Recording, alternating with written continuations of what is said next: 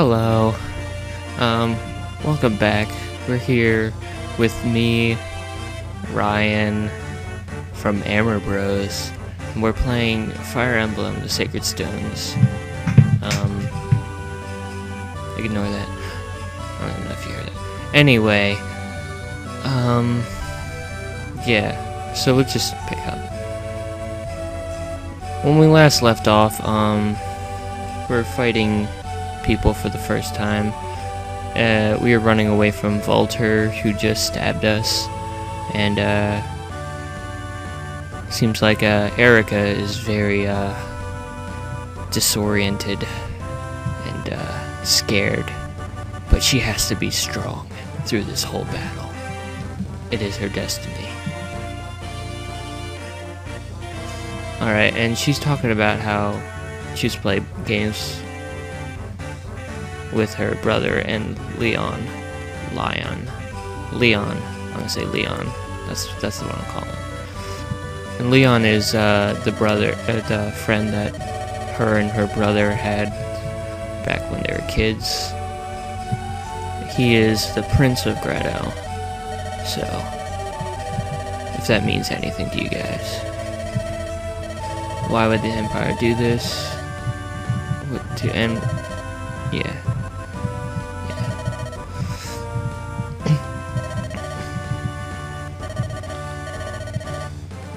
Yeah, she's getting stronger. She's very quick on her feet. It's like, oh yeah, I just killed a couple of people, no big. I do that every day, you know how it is.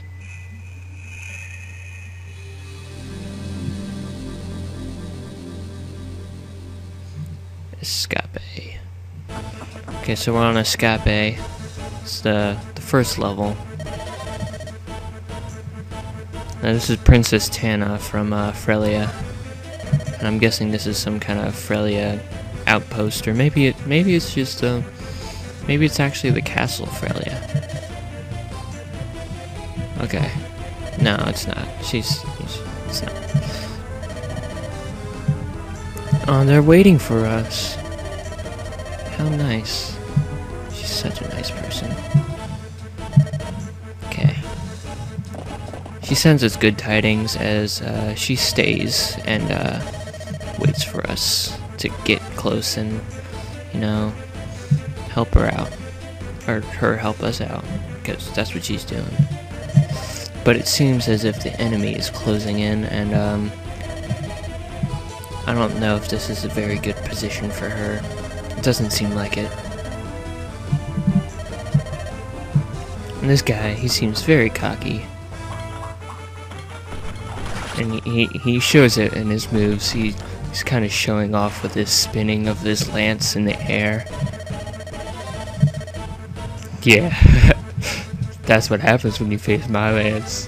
Oh yeah, I'm the best. Yeah, we'll show him though. He doesn't know how fast I can spin my lance. I can spin it like one more times than he can. So he'll be amazed by my lance spinning. I wonder how fast she can spin her lance. Miss Tana here.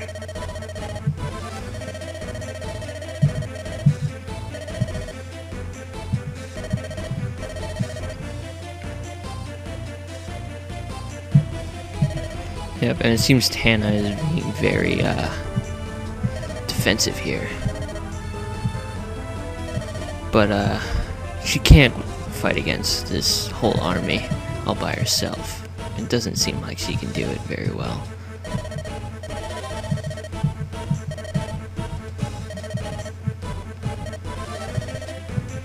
So Seth is thinking of the safest way, but Erica doesn't care about being safe. She's getting much stronger this early in the game too. I mean, like, look how strong she is already. She's going to take it head on, and we're gonna just destroy all of them.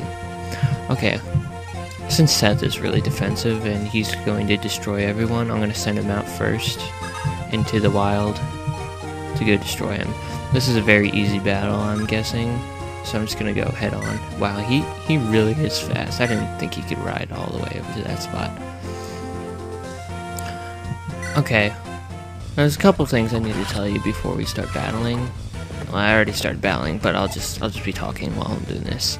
Anyway, okay, there's a thing called the weapon triangle, and there's 3 different weapons that style of weapons that you can use in this game. There's the lance. This guy has right here, the lance. There's a sword. Erica has, yeah. And then there's the axe. And these 3 types, they balance each other out in a sort of triangle kind of shape. And each one has a higher advantage against the other one. So, for instance, if I were to fight Seth with that axe guy that I just killed, I would have the advantage over him because swords have advantage over axes. So I have the advantage when I'm fighting the person that has an axe.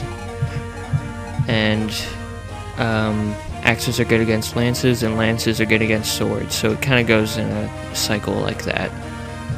So depending on who you're fighting, the advantages can really help out to decide who's the victor of the battle. I'm going to visit this house here, and we're just going to talk to this guy. You always want to visit these kind of battles.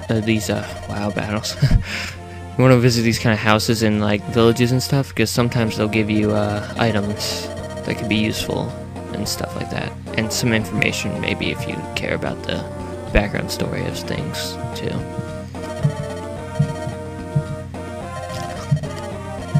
And again, he thinks he's going to get famous for killing me, and he's going to have his own little rodeo show, just kind of spinning his lance while riding around in circles on a horsey.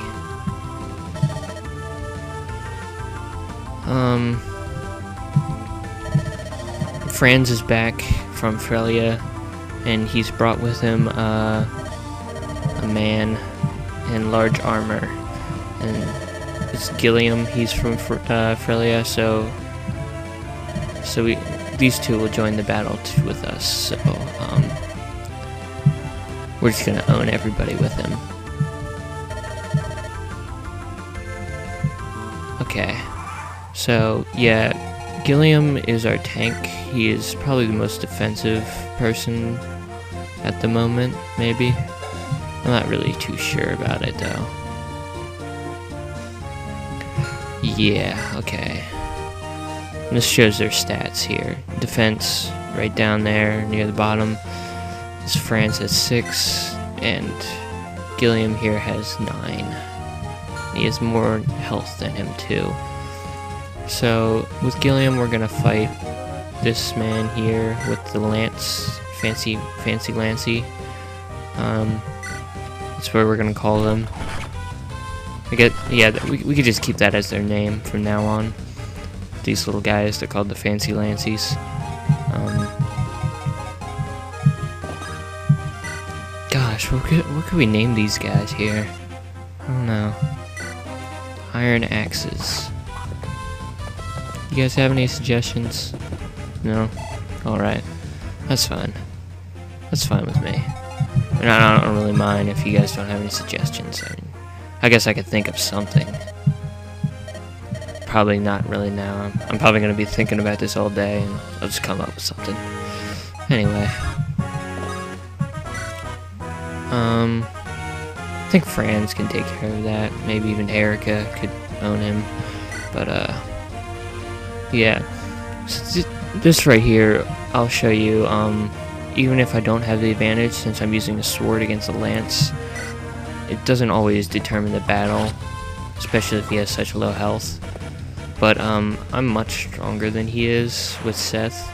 Seth is a much stronger fighter than, this little guy here. So, yeah, he just kind of overpowers him. And with this, as you saw there, if you're faster than the opponent that you're fighting here, you can get 2 hits in instead of just 1. And that can really determine outcome of the battle also. So basically your stats are the most important part of a battle, like any other RPG would be like. You also want to use the terrain to your advantage here. If you see here, we have forts, plain, and forest. It says that down in the bottom right corner. You can see that. And different terrain have different bonuses if you stand on them for a turn.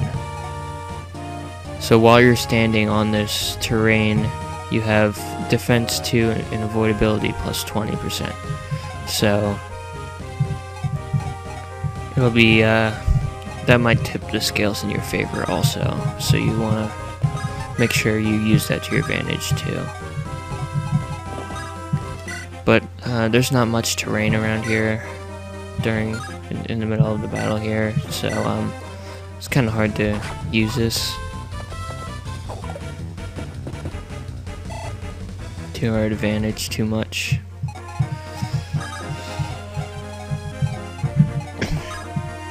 And we're just gonna keep on pounding them as hard as we can, just to thin them out, you know. Get rid of the smaller people before you take on the boss here. It makes it much easier to focus on one person at a time. And it looks like Franz is getting a bit low. It's a little bit less than half health here. And we get all level up, of course. HP, speed, and defense. That's a pretty good amount. It's our first level up, I believe. I'm not really sure. And some people appear at the bottom here. Now, in this situation, sometimes there will be people that come from the bottom or from behind you, depending on what kind of map you're playing or what the level is. So you have to be careful of that. Now what I'm doing here is I'm going back to this fort here to get more defense and evasiveness, avoidability, if you want to call it that. But the main reason why is if you wait on a castle, or a fort, for one turn, then you'll regain a little bit of HP every turn. It's not too much, but you don't have to waste anything for it. It's just like you just sit there and you're just wasting your time, really. Just kind of twiddling your thumbs, sitting on a fort. And I don't even know how he got on top of that fort, actually. Does he actually go inside, or does he just stand on it? Doesn't make much sense if you think about it. I'm sure he just goes inside, though. Because what kind of horse can jump that high? And that's the kind of horse I would want to have if he can jump that high. And Seth just completely destroys everyone, just like a boss. I mean, he is my boss. Like, he's my boss. Like, if anybody tried to kill him, then they would be bad and they would lose. Just like that. Yeah.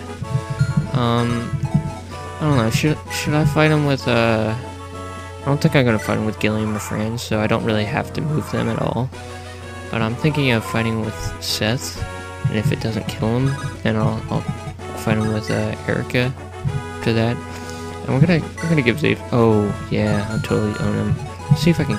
Nah, probably not, cause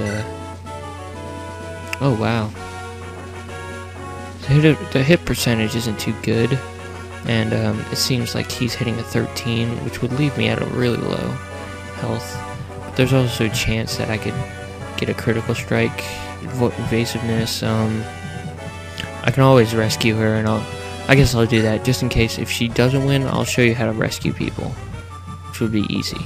Okay, got a critical strike. It's pretty lucky. One hit kill. Go, Erica. And you want to train her, even if she does suck. Because you always want to train the weak people, even if they do suck. Don't try to like throw them out there too much though, because you know they suck. You're just gonna die. Oh yeah, we'll talk to them just because it's fun. I'm relieved to see you're in one piece. It's almost as if he's surprised that he actually survived. Like he sent him out there as like a suicide mission or something. That's so mean. Okay, anyway, let's just finish this up and save Princess Tana, Sergilium, blah blah blah. It's just a bunch of small talk, you know. Hey, is that you? Glad to see you're safe. Blah blah blah. Where's the interview? I wish I knew. I hope he's not harmed. Oh, I think he likes her. Or she likes him. Oh wow. Well, anyway, guys, that's the end of this episode.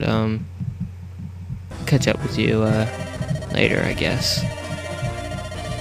And we'll see you again in a short while. Thanks for watching. Yeah, subscribe again.